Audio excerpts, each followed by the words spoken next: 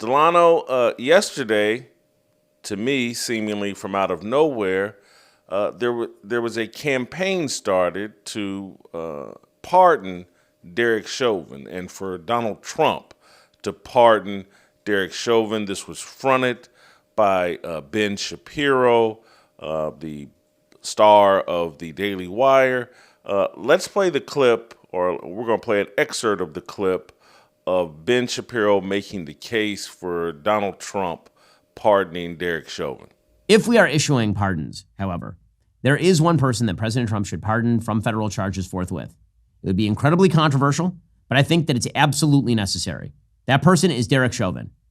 President Trump should, in fact, pardon Derek Chauvin. He should. He should pardon him his federal charges. So that's Ben Shapiro making the argument that, hey, let's free or let's pardon Derek Chauvin. My initial reaction was, well, hold on, what's this going to accomplish? You know, Donald Trump can give a federal pardon, and the man has been convicted of second-degree murder by the state of Minnesota, and so this federal pardon would get him out from underneath the civil rights violations that he was convicted of in federal court, but it would do nothing for him as it relates to the state charges. Only the governor, Tim Walz, could do that. And so it just seemed like, wow, where's this coming from? And it's trending all over X/Twitter and other influencers. And I didn't realize it initially, but other influencers beyond Ben Shapiro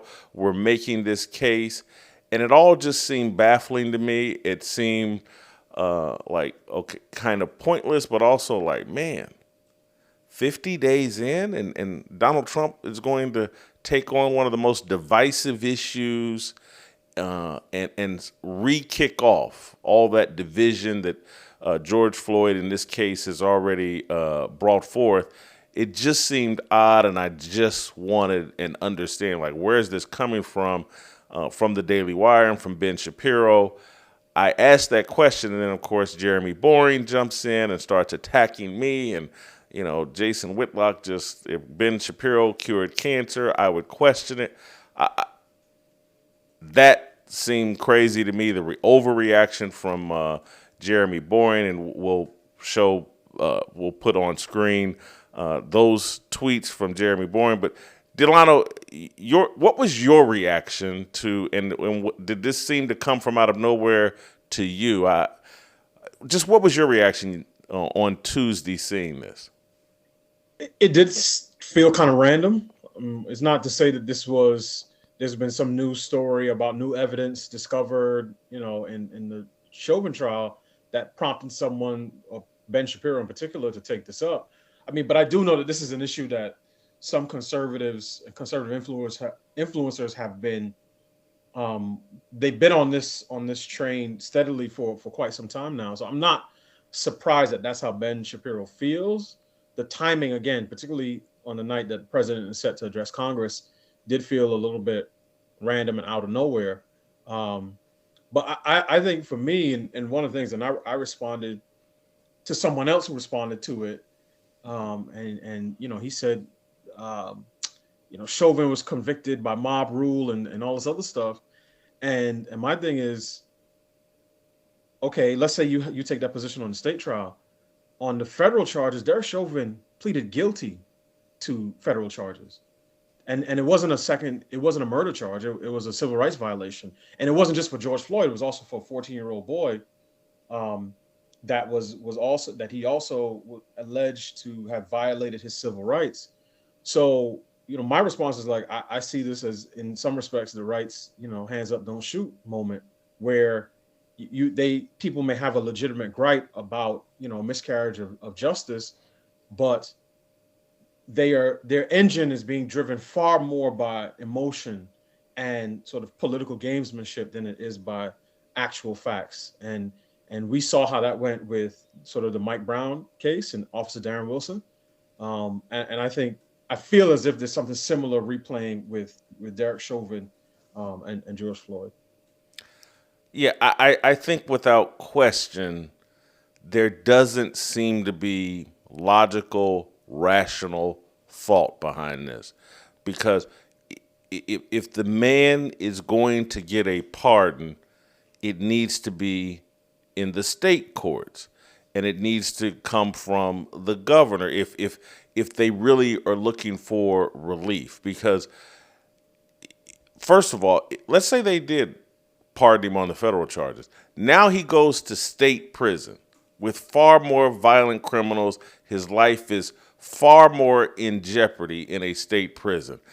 I don't know if Ben Shapiro knows a great deal about. I'm sure he knows about the criminal justice system. He's some sort of a lawyer. I don't know if they know much about prison life. And, unfortunately, I know a little bit because family, friends, and no one wants to be in state prison. And particularly not for second degree murder. You're going to go to a high level state prison with some of the most violent people on the planet. Gangs are in federal and state prisons, but they're a bit more violent in state prisons. Everybody would prefer to do Fed time. And so they could be, and I know he's been attacked in federal prison, but they could literally be sending Derek Chauvin to his death by getting him a federal pardon and then him going to state prison. My other position is like, hey, why are we dumping this on Trump in terms of fixing the Derek Chauvin problem? There should be a process to making sure this man gets a retrial in Minnesota, making sure maybe he gets a retrial in federal court as well. Those are the kind of steps that I think we should be advocating for if it's a sincere desire to see what you believe to be justice for Derek Chauvin. It doesn't come from a federal pardon from Trump over civil rights violations. And so this seemed like a bit of a publicity stunt that to me is beneath the Daily Wire and Ben Shapiro, but maybe it's not, because some people hopped in my X mentions and were like, hey, look, man, they're bleeding subscribers and bleeding viewers since Candace Owens and them had their fallout and she left. And maybe this, I don't know, publicity stuff. I was looking for an explanation. I couldn't get one from Jeremy Boring. I just got attacks. But is it just potentially a publicity stunt? Well, among conservative influencers, I think I'm more likely to take Ben Shapiro sort of at his word in terms of his sincerity. I mean, there are definitely people who I know. I mean, these are ambulance chasers, professional ambulance chasers, right? They give Sharpton a run for his money. So anything that's either coded white or red, right? So if they can lean into, white people are the real marginalized majority, or they can say that this isn't another attack on conservatives, they're going to be on that bone. I don't necessarily read Shapiro that way. That doesn't mean that he's not into topical things, but I'm sure if you gave him an opportunity, he would lay out, a case to say, this is why I think Derek Chauvin should be pardoned. To your point, this would be a very divisive move. This would require a fair amount of political capital. None of these things mean that the president shouldn't do it. I think my perspective, I'm making a more substantive point, right? Which is, I want somebody to tell me why they think Derek Chauvin deserves a pardon. And I know exactly where people are going to go. They're going to say, oh, George Floyd died of an overdose. And yes, he did have drugs in the system. And yes, he was saying, I can't breathe, long before Derek Chauvin arrived on the scene. But he didn't die until Derek Chauvin arrived on the scene and knelt on him, his neck, back, shoulder area, however you want to sort of characterize that, for the better part of 9 minutes. So this is not something where I'm saying, oh, this is such a clear miscarriage of justice. And I think I have a different substantive point on this than many conservatives, and a larger point. And I think this is for anyone sort of in the political sphere who commentates and, is sort of in our lane, is that one of the hardest things to do in this business, if I could call it that, is to judge things with equal weights and equal measures. And there are people who are going to say, yeah, of course, Derek Chauvin, cop to these civil rights violations because look at what he was facing and so on and so forth, who would take admissions of guilt from other people. I'll give a tangible example, right? And I think you and I may be on different sides of this one. They'll look at the so-called Central Park Five and say, these guys had admitted to this thing, and these were bad guys. And I've heard another very influential conservative influencer say this. They were in the park that night. They did something wrong. These are not innocent guys. And say, so they really shouldn't have been exonerated. They're guilty of something. And then they'll turn around and look at Derek Chauvin and see him kneel on the guy's neck, a guy who obviously was in a state of delirium, and say, oh, no, he was completely innocent. He had nothing to do with George Floyd's death, even if he admitted to it. So a grown man, a police officer, who admits to violating someone's civil rights and is convicted on federal charges because of that, should be held guiltless, while teenage boys who are being pressed by the police are guilty of something because they were somewhere in the vicinity of where a crime had potentially taken place, or a crime had taken place, one that there was no evidence that they actually committed. So for me, I would like, and this is sort of my personal thing, is like, I throw away the narratives. I'm not saying George Floyd was a saint. I'm not saying George Floyd was a victim of racial violence. I'm not saying he was lynched, but you got to throw him away on the other side, right? If we believe in justice, and trials and juries hearing evidence and coming to the conclusion and saying, even though it may be imperfect, this is the best system that we have, then we have to carry that view across the board, and not only when it's politically expedient for us. I get your analogy. I don't want to go too far down that rabbit hole, but there is the. Have you watched any of the actual footage of the Central Park Five sitting next to their parents, talking about what they did do that night? Yes. I'm not saying I've watched all of it, but I've seen, particularly, I feel like it was Corey Wise. I've seen some of the footage of them in the interrogation. And so they put themselves in a way that, again, because of my family history and just friendship history, they cop to their roles in what happened to that woman in various ways. Guy tried to penetrate her but couldn't. Anyway, those guys, in my view, you're right. We disagree. The Central Park Five, they cop to in ways that are so crystal clear of their role. Did they penetrate the woman? No. And were they exonerated? No. Their sentences were vacated after they served the full length of their deals. But I hear you that Derek Chauvin copped to some things, federal charges, pleaded guilty. Now, I think it's different than the Central Park Five because the feds have a gun to his head, and if he doesn't cop to these things, and given their conviction rate and all this other stuff, keep in mind the Central Park Five, they're dealing with the state, not the feds. And the feds, a bit more vicious. But anyway, I don't want to get bogged down in that. What I will say as it relates to Derek Chauvin, I'm someone that thinks Derek Chauvin, particularly in the state cases, wrongfully convicted. I think that George Floyd died of an overdose, and that Derek Chauvin's primary defense is like, hey, man, I followed the procedures that the state gave me as a policeman. Everything that I did was by the book. And so this is what I was trained to do. And you'd have to watch the documentary The Fall of Minneapolis to see this argued by police officers and everybody else, that the guy followed standard operating procedures, blamed the state. The restraint move that he did is what he was trained to do. And I'll just add this last piece of this.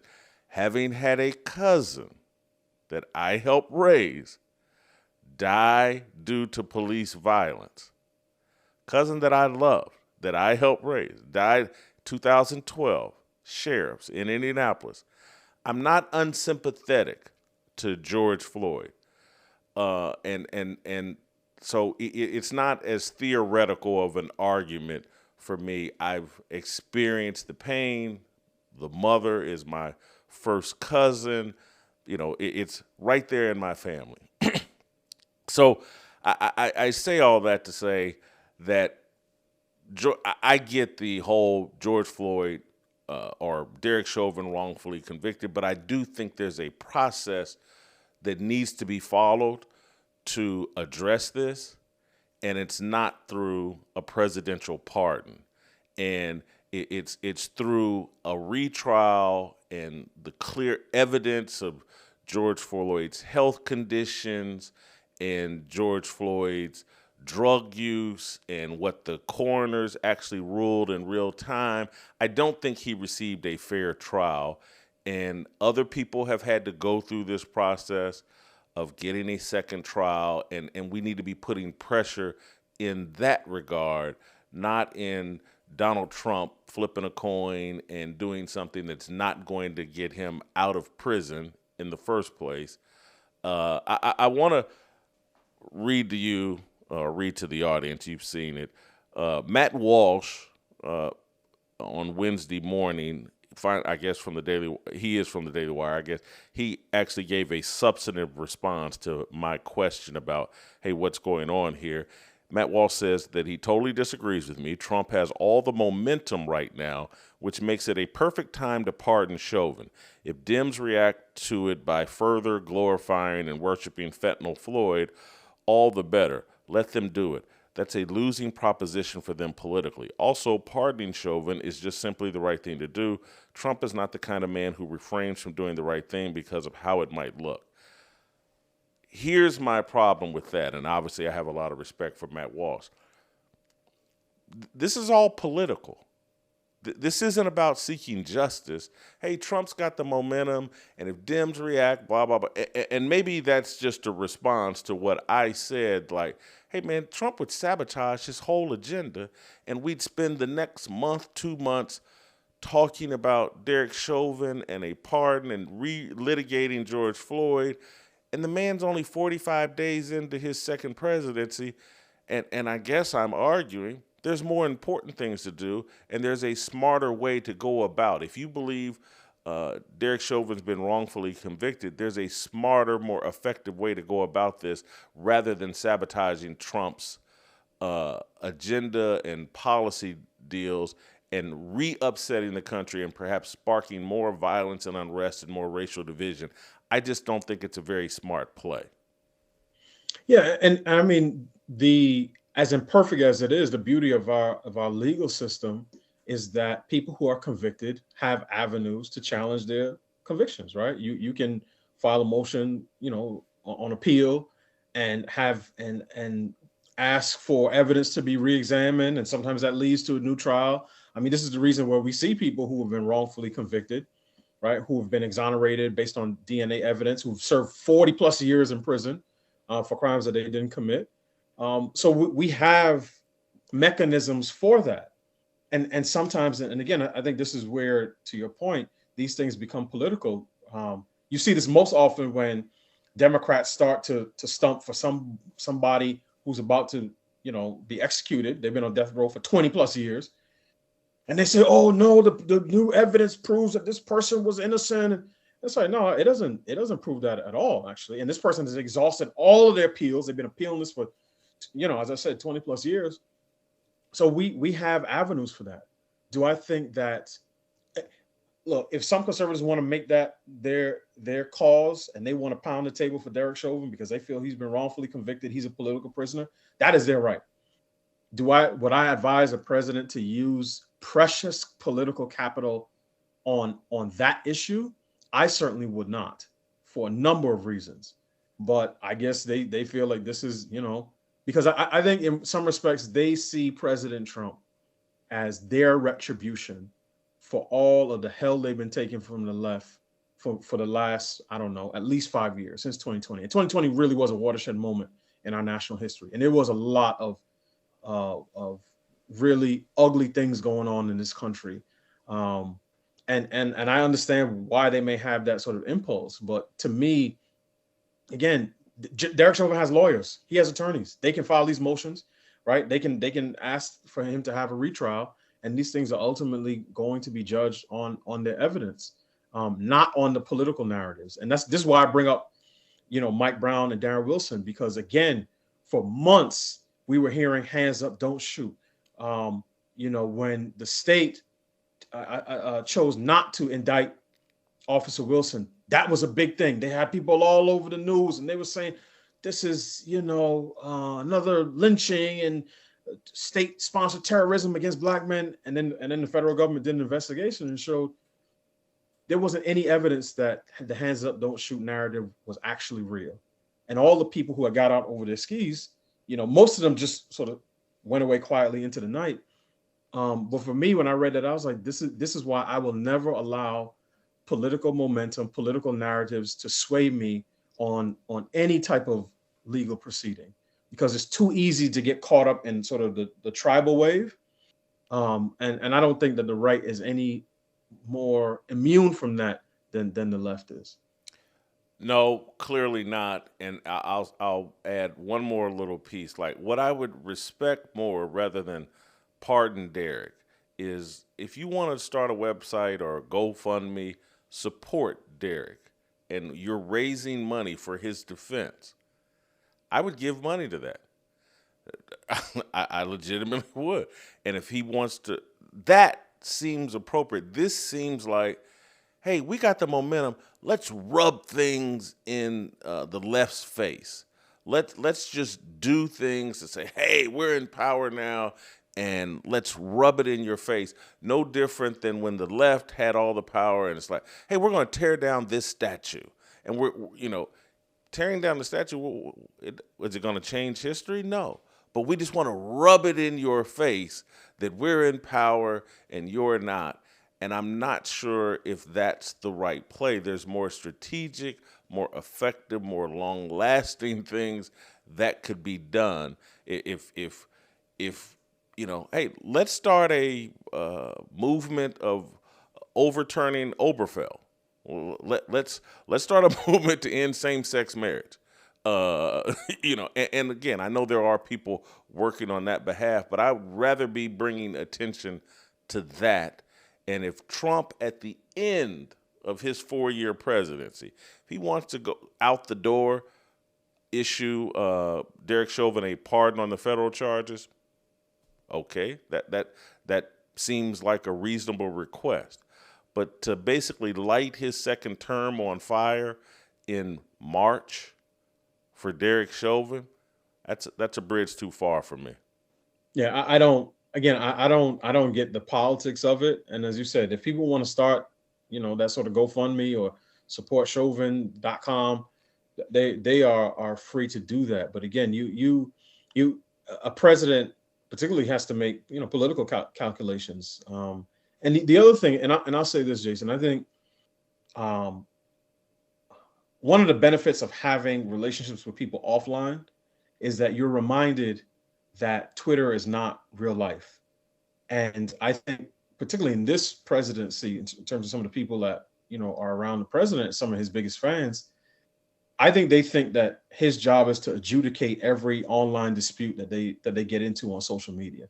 And it's not, because, or maybe this is what conservatives think that a Republican president should be doing. Because on one hand, we campaign on the American people need relief from higher prices and inflation and so on and so forth. And it's sort of the populist message. And then when you get the person you want in office, then it's, no, where are the Epstein files and the JFK assassination files and all this other stuff, which again, interesting, certainly gives you a window into, the inner workings of the American government, but none of those are pocketbook issues, right? If I find out that the JFK assassination was a CIA op, with help from Mossad, that's not going to change the price of gas in my neighborhood. So I think a big part of this is the difference and distinction between those of us, and I count myself in this sort of measure, who are always online and who are hearing and seeing the things that other people who are even more online than we are constantly talking about. And then there are things that people in the real world, really care about. And I think a president should be more concerned with the latter than the former. Every once in a while, some of these things will intersect, right? So when the president talks about, there are only two genders and no boys and girls sports, those are things that both real life people care about, particularly if you're parents and you're the parent of a daughter who's in competitive sports, and sort of the online right cares about. But then there are other issues where it's just like, okay, I would much rather, I'll say this, and I've said this before online, for as much as many Republicans and particularly Black conservatives talked about the First Step Act in the president's first term, and the First Step Act and racial justice and mass incarceration, I would have preferred President Trump beat the pavement on Operation Legend, which was his sort of joint federal task force, ATF, DOJ, FBI, that went after violent criminals in a handful of cities, including Chicago. I want to say Kansas City, but I definitely know Chicago was sort of the top of the list. And they had, thousands of arrests and hundreds of them for homicide and other, violent offenses. I would much rather see movement on that area to address violent crime, the types of things that, can address some of the problems in some of these neighborhoods where, the majority of law-abiding citizens are having to live in terror from a minority of people who are causing trouble.